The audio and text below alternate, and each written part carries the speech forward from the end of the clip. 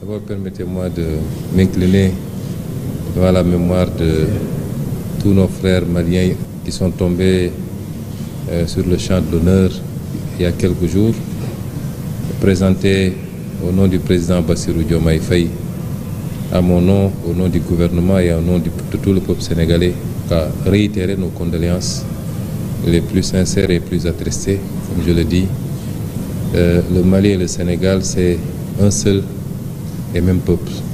Nous partageons tellement de choses qu'on ne peut pas les énumérer ici.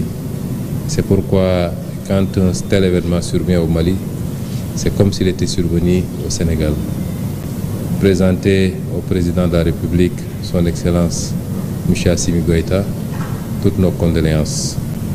Remercier le peuple malien pour son accueil d'aujourd'hui à travers M. le Premier ministre, son Excellence M. Choguel Maïga, qui nous a très bien accueillis depuis notre descente d'avion, avec tout le gouvernement quasiment, nous a permis de faire une séance de travail avant d'être reçu aujourd'hui, actuellement par M. le Président de la République. Cet entretien a été très instructif, nous a permis de passer en revue toutes les questions de l'heure, de discuter de manière ouverte, non pas de manière protocolaire ou solennelle, mais en frère. Parce que comme je l'ai dit, quand je viens ici, je suis chez moi, et je viens parler à des frères. On a parlé sans filtre, comme on dit, pour échanger sur les grandes questions de l'heure, aussi bien au niveau national, au Sénégal comme au Mali, que dans le cadre beaucoup plus large de ce qui se passe dans la sous-région et dans le monde. Donc je tiens particulièrement à me satisfaire de cette rencontre qui nous a permis, en tout cas, je crois, de, comme on l'a toujours fait entre le Sénégal et le Mali, de mieux rapprocher nos positions. Monsieur le Premier ministre, l'opinion pense que de plus en plus vous changez de discours vis-à-vis des pays de l'AES. Est-ce que vous maintenez votre discours panafricaniste? Vous savez, il y a quelque chose que nous devons éviter. C'est de mettre les émotions au devant de tout. Les questions qu'on gère sont des questions extrêmement sérieuses. Il ne me sera jamais reproché, on ne sortira jamais une seule déclaration que j'avais faite avant qui diffère des déclarations que je fais aujourd'hui. Notre position a été très claire depuis le début. Quand nous avions commencé à prendre position sur ces questions, il n'y avait pas encore l'AES d'ailleurs. Il y avait ce qui se passait dans chacun des pays, aujourd'hui considérés comme étant membres de l'AES. Quand c'est arrivé au Mali, nous avons été en tant qu'opposants les premiers à dénoncer. Et on continue à le dénoncer fermement. L'embargo qui a été fait sur le Mali par des pays frères et malheureusement parmi lesquels notre propre pays. Je l'avais au nom de mon parti dénoncé. Je continue à le dénoncer et comme je l'ai dit, sous notre régime, ces genres de pratiques ne pourront jamais prospérer et personne ne passera par le Sénégal pour soit déstabiliser le Mali ou aucun autre pays frère ou alors lui imposer des sanctions de cette nature. Cela n'a pas changé, ça ne changera pas. Quand il a été question d'une intervention au Niger, ma position a été très claire. De ma cellule de prison, j'avais fait une publication pour dénoncer cela et mettre en garde les chefs d'État de la CEDEAO. Cela n'a pas changé aujourd'hui. L'AES est venu après et personne ne sortira un seul discours où moi, en tant que président de mon parti opposant de l'époque, j'avais dit que nous rejoindrons telle ou telle organisation. Il faut arrêter ces amalgames. Nous n'avons jamais pris position pour dire que le Sénégal va rejoindre telle organisation ou telle autre. Ça, c'est la première chose. Nous sommes tous des pays souverains. Nous nous respectons. Nous devons nous respecter dans nos choix souverains. Et nous respectons le Mali dans ses choix. Nous respectons le Burkina dans ses choix. Nous respectons tout le monde, des choix que nous comprenons, puisqu'on a toujours dit, et je l'ai rappelé bien après avoir été Premier ministre, que beaucoup d'erreurs ont été commises par les chefs d'État de la CEDEAO et que souvent on s'est intéressé beaucoup plus aux symptômes qu'aux causes réelles qui nous ont conduits à cela. Ça n'a pas changé chez nous. Alors qu'est-ce qu'on nous reproche? D'avoir ou d'être en train de travailler pour continuer à réunir la famille. Depuis quand on peut reprocher à un panafricaniste de faire tout pour qu'on reste dans des cadres solides plutôt que de nous diviser? C'est ça là qu'on nous reproche. Et donc ça veut dire qu'on a changé. Et je l'ai dit, quel que soit l'aboutissement ou le choix qui a été fait, cela ne changera absolument rien dans nos relations avec chacun des pays et les cadres qui seront mis en place. Au contraire, ça pourrait même les renforcer. Il faut que nous mettions les émotions de côté et que nous travaillions sur la base de préoccupations concrètes. Si on se dit panafricaniste, tout panafricaniste doit avoir comme seul et unique objectif de réunir les Africains au-delà de nos divergences. Je l'ai dit tout à l'heure avec le Premier ministre, les Européens se sont fait des guerres mondiales qui ont coûté des millions de vies et ils se sont retrouvés après. Donc, quelles que soient nos divergences, essayons, comme nos aïeux l'avaient fait pour créer l'Empire du Mali qui s'étendait d'ici au Sénégal, au Ghana et partout, nous ne pouvons pas faire moins qu'eux. Et c'est ça notre préoccupation. Mais si un pays souverain comme le Mali considère que les erreurs qui ont été commises justifient de sa part qu'il quitte, nous respectons cette souveraineté et cela ne changera absolument rien dans nos relations, qui sont des relations séculaires et fraternelles. Vous partez avec quel message du président Assimi Goïta aujourd'hui? Le président a été très ouvert. On a eu une discussion très franche, très fraternelle. Et j'apprécie bien toutes les recommandations qu'il a eu à formuler parce qu'il souhaite le bien du Sénégal, qui est un pays frère. Donc, les alertes sur ce phénomène de terrorisme et son évolution, les recommandations qu'il a données, et surtout, on est sur la même longueur d'onde qu'entre le Sénégal et le Mali.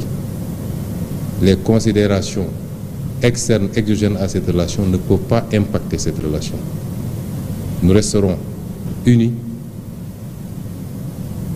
conformément aux réalités géographiques, historiques, économiques, sociales, sociétales même, qui nous imposent d'être deux pays très unis et de continuer à coopérer dans tous les plans. Et ça, c'est extrêmement fort. Au moins, je sors d'ici avec la certitude qu'on a exactement la même compréhension de ce que devraient être nos relations. Car je le remercie très fort et je remercie tout le peuple malien. Le Premier ministre Ousmane Sonko a eu une séance de travail avec son homologue Dr Choguel Kokala Maïga à la primature, une rencontre élargie aux délégations des deux partis. Ousmane Sonko a profité de cette rencontre pour réaffirmer la ferme volonté du Sénégal de marcher main dans la main avec le Mali. Mamari Koné et Aliou Touré reviennent sur l'accueil du Premier ministre Ousmane Sonko à l'aéroport international président Modibo Keïta Sénou. C'est à 14h50 précises que l'avion battant pavillon sénégalais et transportant la délégation conduite par le Premier ministre Ousmane Sonko s'est immobilisé sur le tarmac de l'aéroport international Modibo Keïta de Bamako-Sénou. À l'accueil du Premier ministre Dr Choguel Kokala Maïga, une vingtaine de membres du gouvernement du Mali et les autorités administratives et politiques de Bamako. Honneur militaire.